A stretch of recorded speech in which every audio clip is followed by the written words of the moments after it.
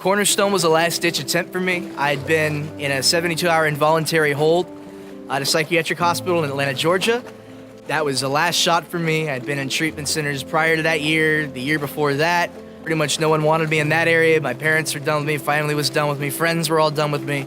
My caseworker at this psychiatric hospital told me that there was a place in Florida that was offering me kind of a last chance to come out there.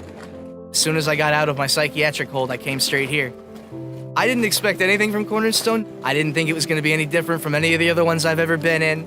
I just felt like it was a place to sleep, a place to get some food, but it became a lot more than that because I kind of reached the point of being finally open to deciding to change, or at least that was the start of it. Touching on not only the physical side of addiction, telling us what happens when we crave something, what happens to our brains when we misuse, these substances. It also kind of gave me a good rehashing of what the 12 steps were like, as well as some alternative things like smart recovery and refuge recovery. Cornerstone was different than a lot of facilities in some regards, in part because of the size. It's small. There's a lot of people there, a lot of staff members. They've got a million different caseworkers. They've got a doctor that comes in that you can personally see and guaranteed you're gonna see him once a week, which a lot of other places, it's kind of hit or miss. You're gonna see your doctor, your caseworker, your therapist. So the amount of staff that they have is perfect for the size of facility that they are. You really get a lot of hands-on attention. The time that you get to spend with your caseworker and with your therapist, really digging into who you are personally, it becomes a custom fit. It's not. They know that one size does not fit all. Not one person's solution is going to be right for the next person.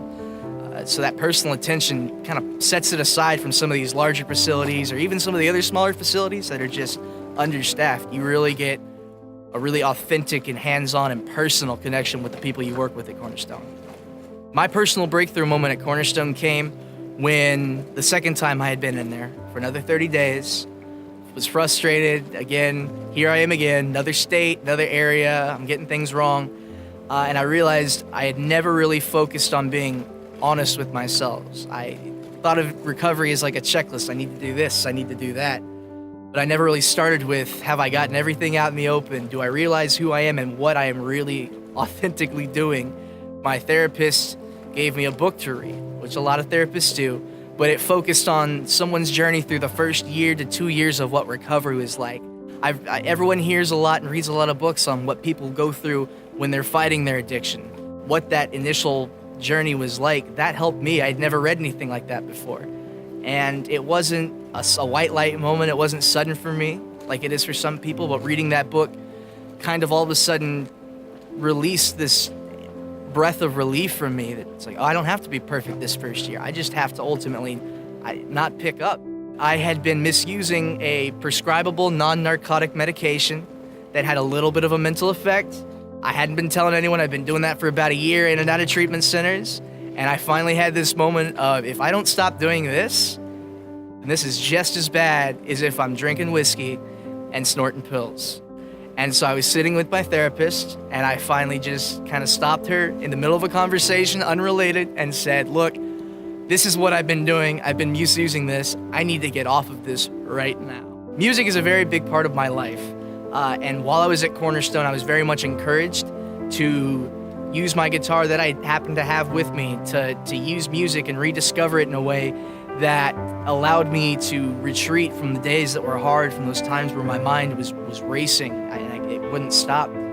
And because of that personal care that people at Cornerstone had for me, they saw how much I loved this, how passionate I was about it. They encouraged me to grab hold of it, use it as a tool, and really find myself again. As far as treatment facilities go, Cornerstone, it's not the biggest facility I've ever been to. It's not the most hands-on facility I've ever been to, but what it is, it's the most personal facility I've ever been to. The people and the staff there have been through your journey personally.